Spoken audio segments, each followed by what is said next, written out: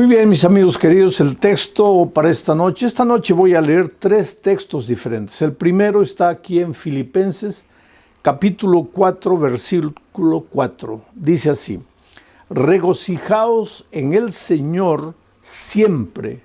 Otra vez digo, regocijaos. Piensa en las palabras de Pablo. Él dice: hermanos, regocijaos en el Señor siempre.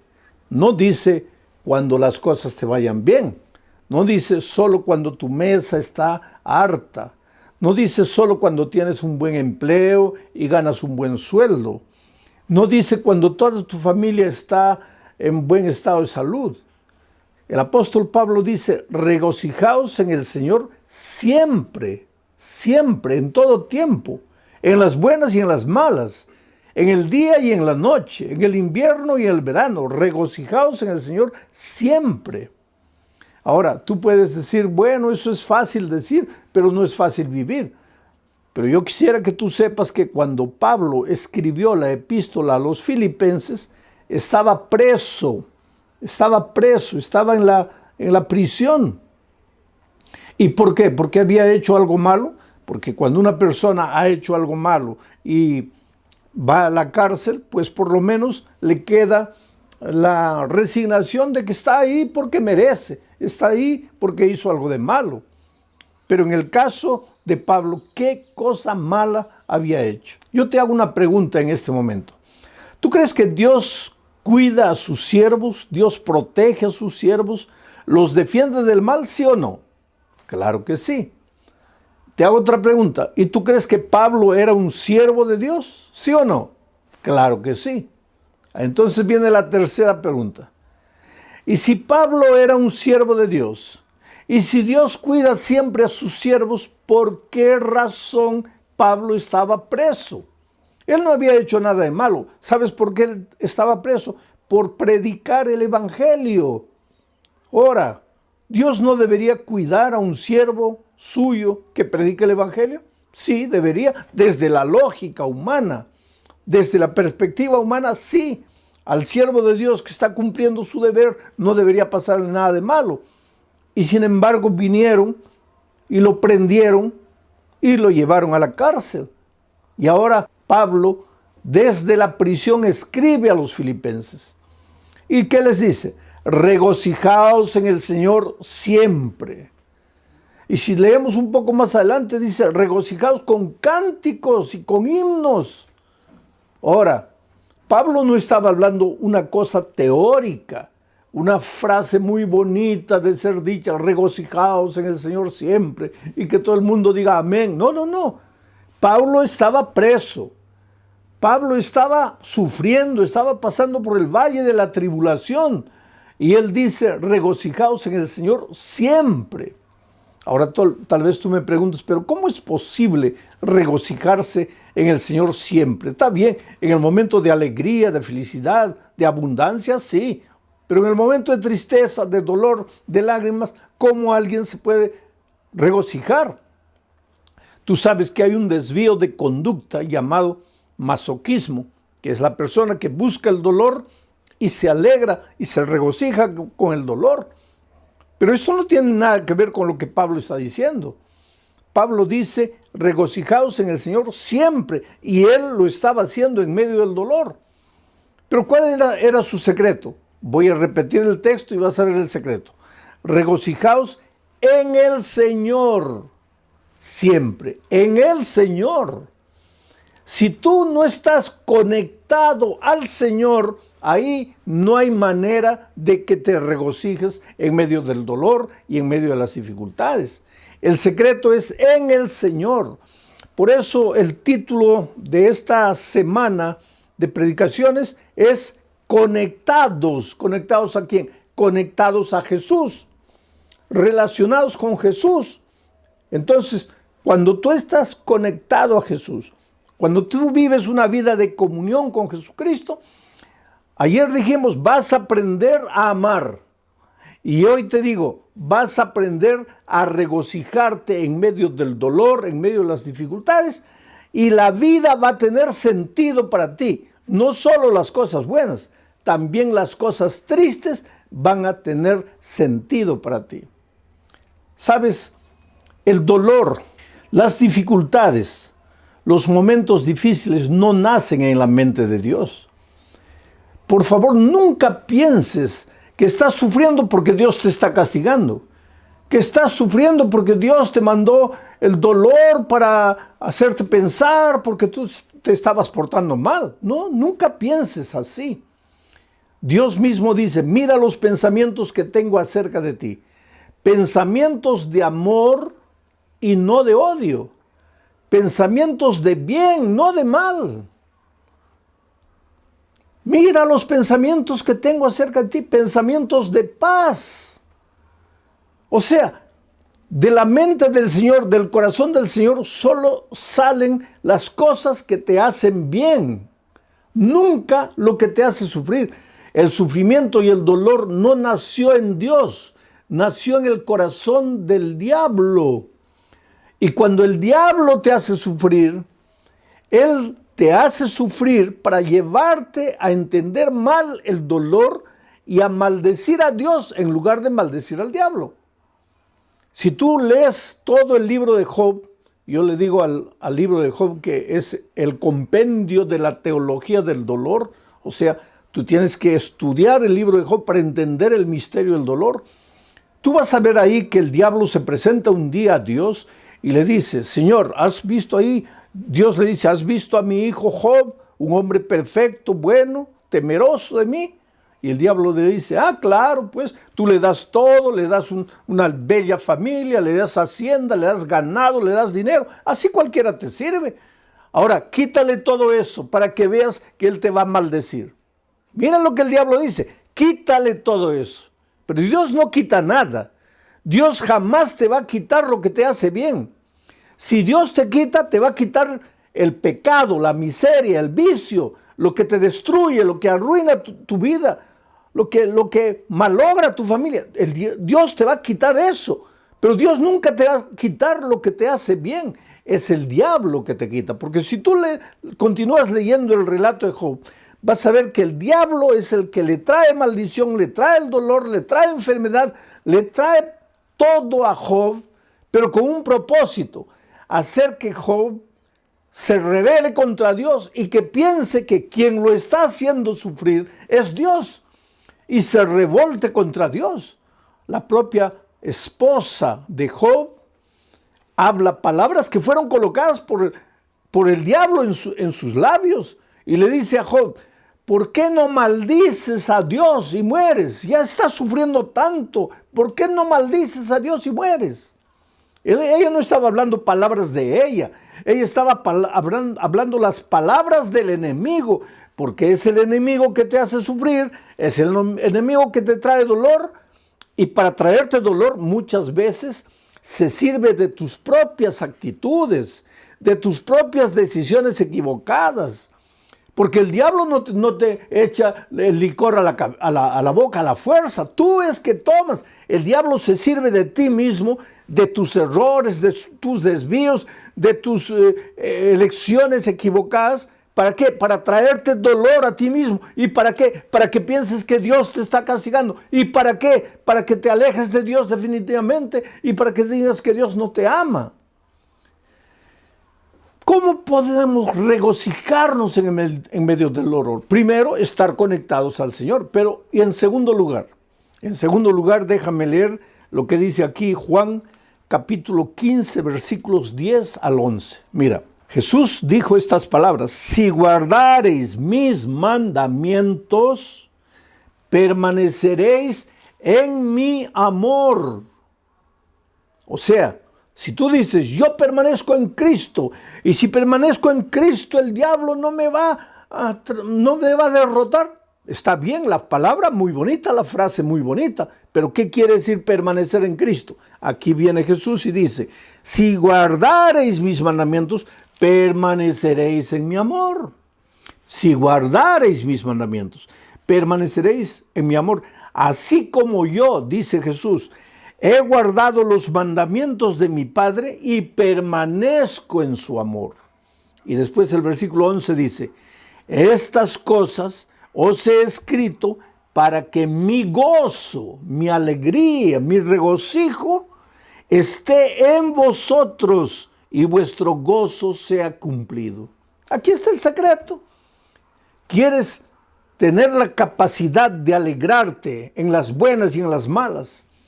¿Quieres saber regocijarte, aprender a regocijarte en medio del dolor, en medio de las lágrimas?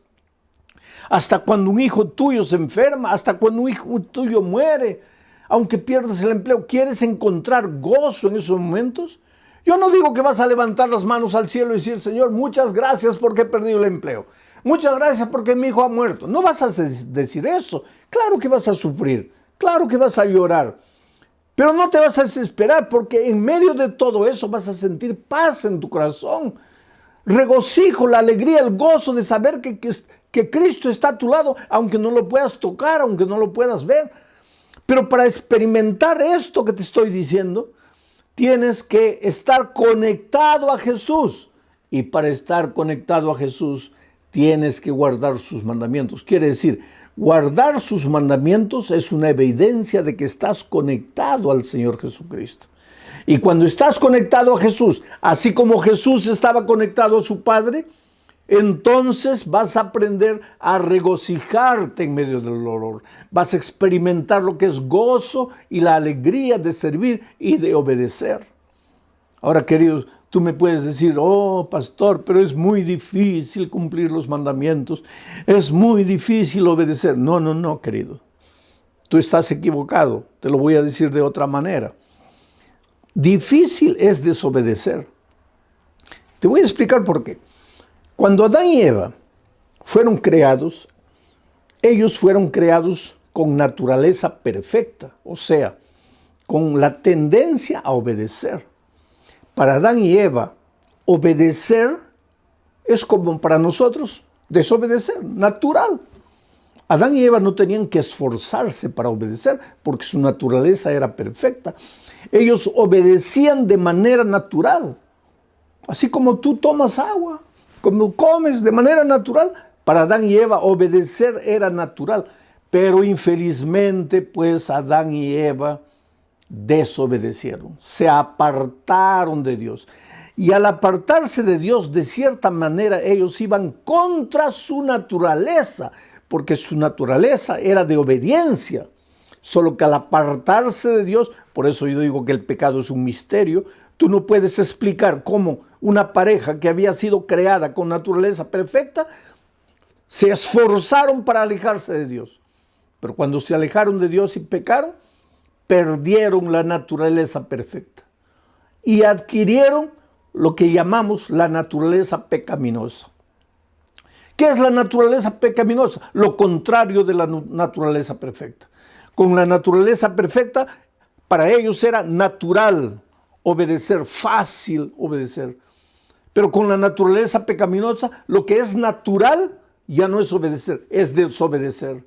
Es caminar como un caballito loco por los prados, no tener en cuenta a Dios para nada, no querer andar en sus caminos, no seguir sus consejos, no guardar sus mandamientos, hacer lo que tú quieres. Eso es natural al ser humano, porque desde que nacimos nosotros, después de Adán y Eva, todos vinimos al mundo ya trayendo la naturaleza pecaminosa.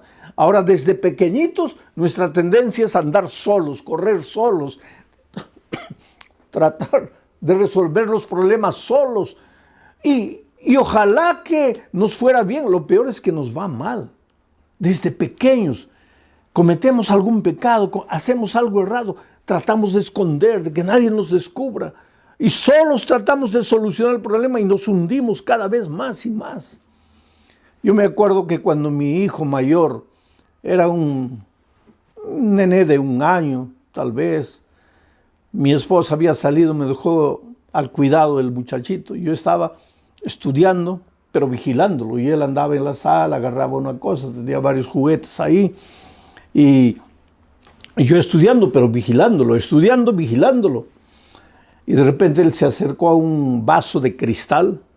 Tú sabes que el cristal vale bastante, un vaso de cristal es precioso. Este era un vaso, un florero de cristal, porque nos habían regalado en el día de nuestro matrimonio. Y yo le dije, mira hijito, juega de este lado, pero no te acerques ahí. Juega por aquí, no, deja ahí. Cuidado con ese florero. Pero nosotros, pues los seres humanos somos así, ¿no? Parece que cuando nos dicen no, ahí es que queremos. Y eso es desde pequeñitos, porque ya venimos al mundo trayendo la naturaleza pecaminosa después que Adán pecó. Bueno, yo estaba leyendo y de repente siento la bulla. Él hizo caer el florero y el florero se hizo pedacitos. Y yo, para no asustarlo, hice como que no me di cuenta, concentrado, pero yo estaba mirando todo y observé lo que él hizo. Cuando el florero cayó, lo primero que él hizo fue mirarme.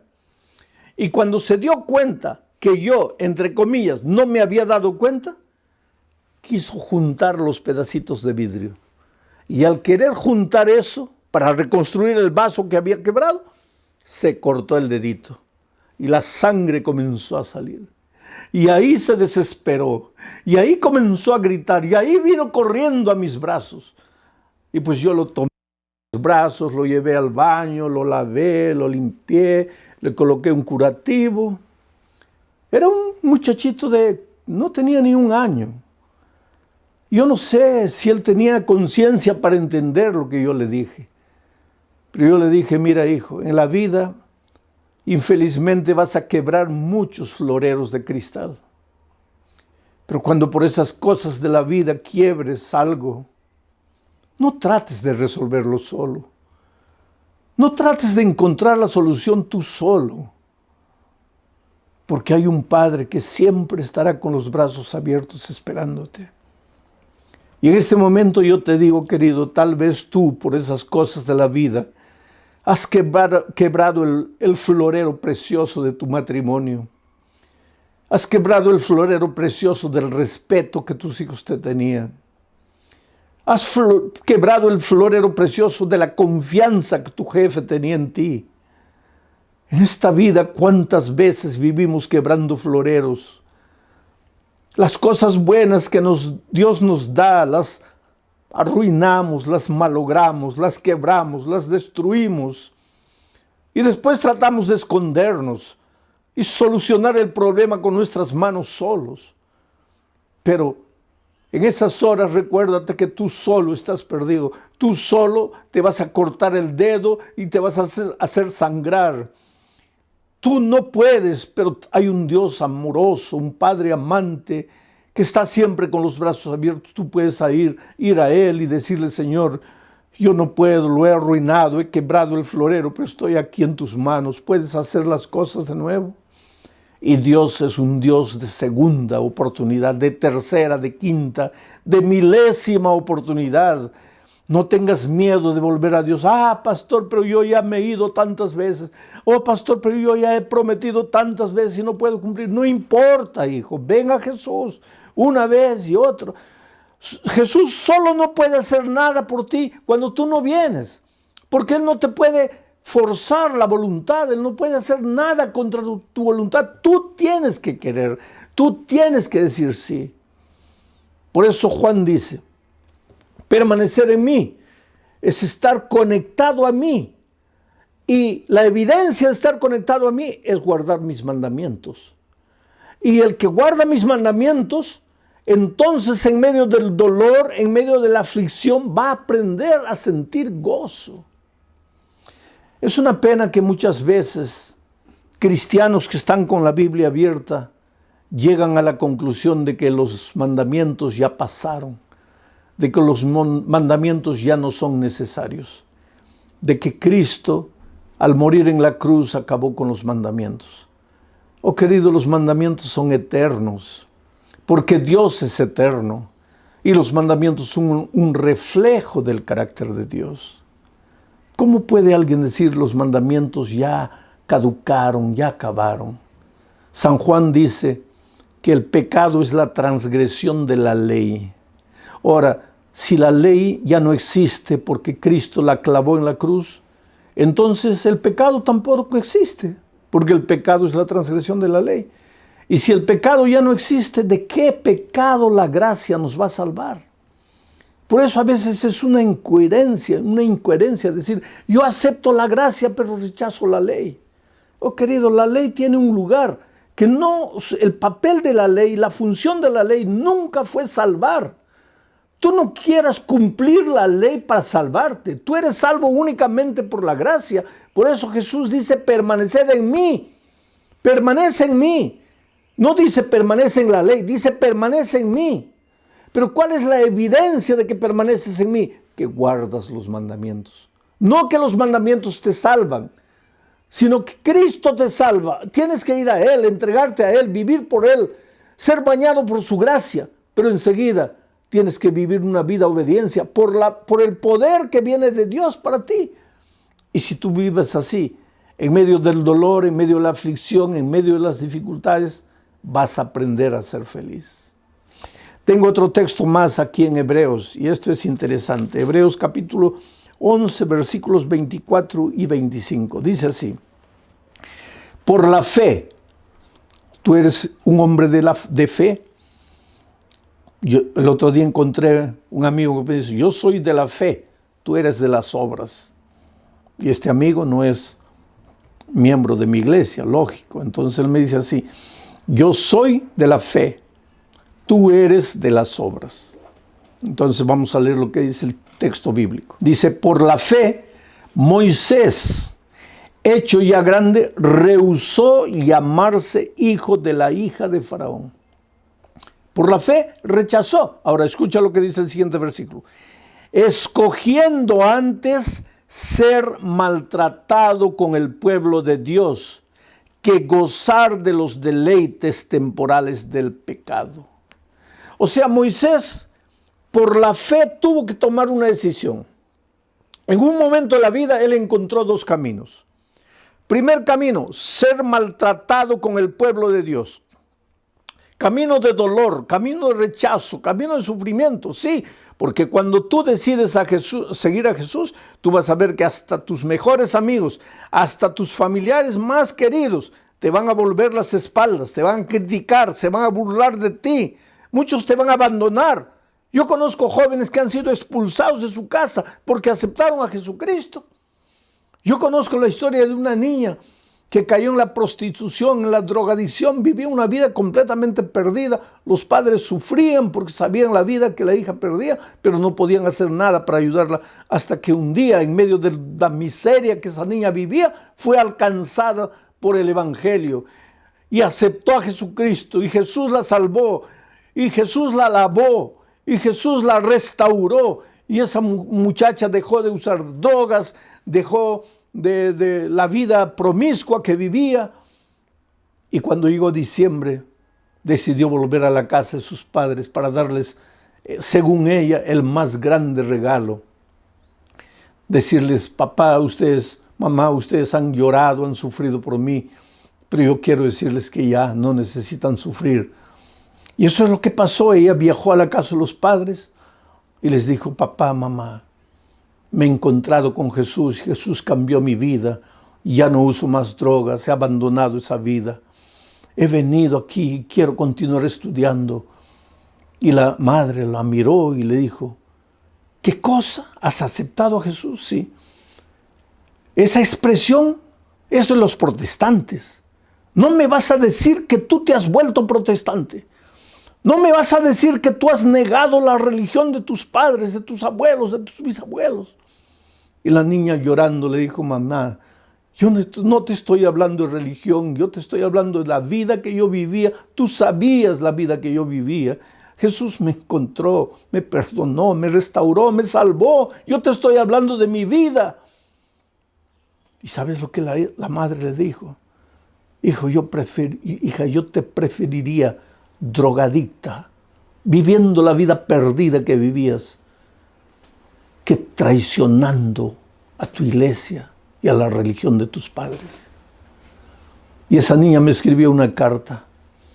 Y en esa carta ella lloraba y decía, oh pastor, yo pensé que mis padres se iban a alegrar, mas ellos se pusieron tristes porque acepté a Jesucristo.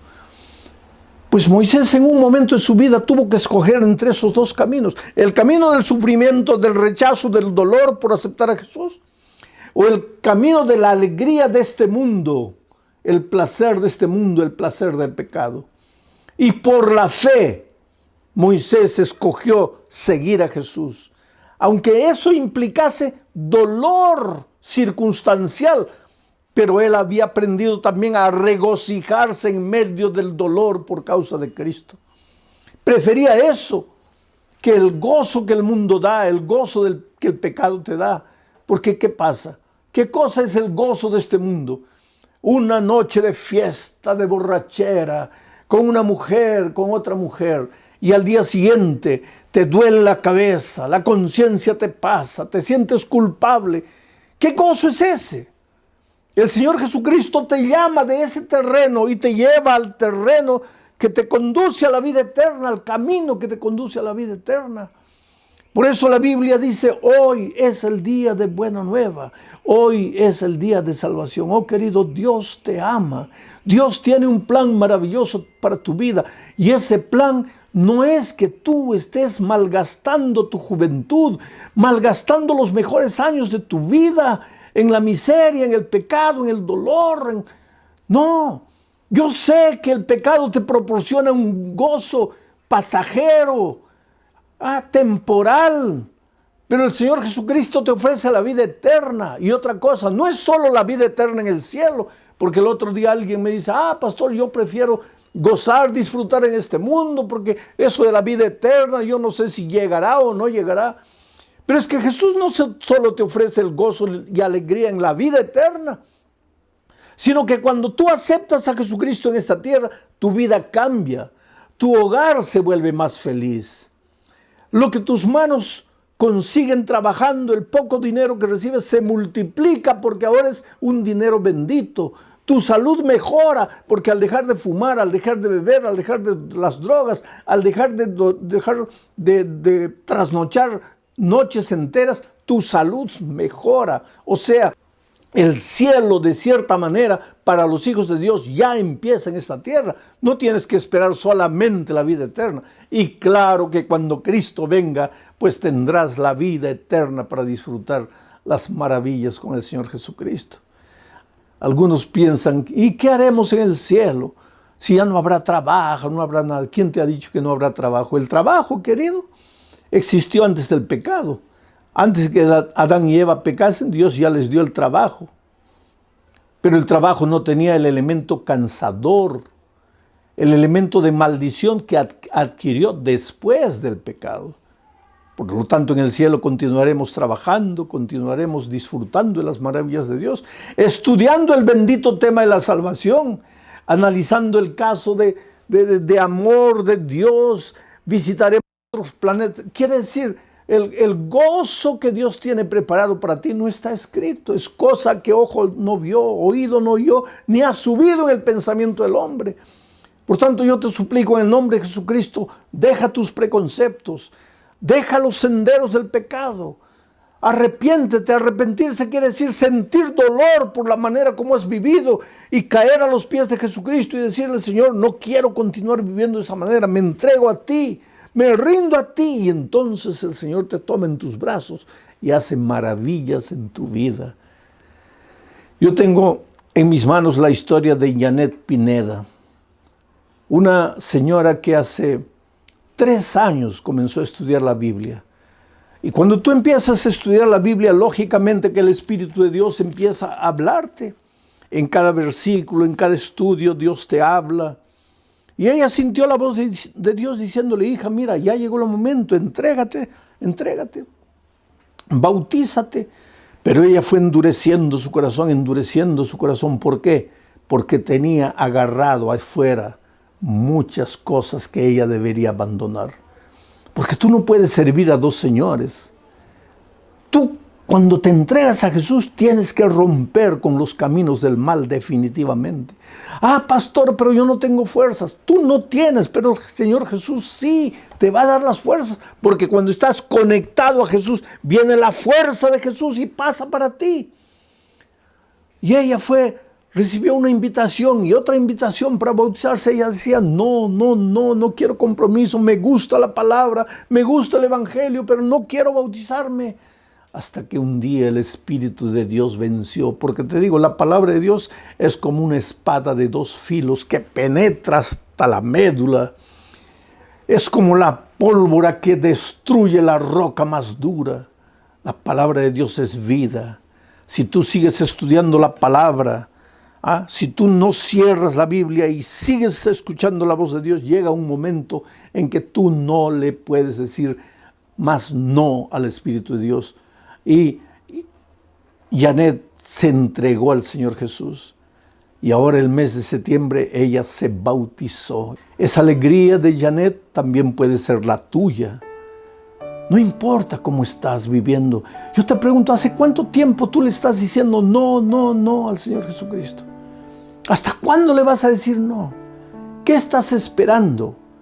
Vuelvo a repetirte, estamos viviendo en los últimos momentos de la historia de este mundo. Ya no hay tiempo para postergar, ya no hay tiempo para decir no. Hoy es el día de buena nueva, hoy es el día de salvación. Sabes que en este momento, mientras tú estás escuchando la palabra de Dios, hay alguien orando por ti en su corazón.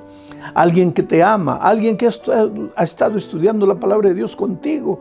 Alguien que esperaba que en algún momento tú le dijeras sí a Jesús. Y en este momento los ángeles del cielo están cantando gloria y aleluya. Están mirando al cielo esperando para ver cuál va a ser tu decisión. Delante de ti está el camino de la vida y de la muerte, de la bendición y de la maldición.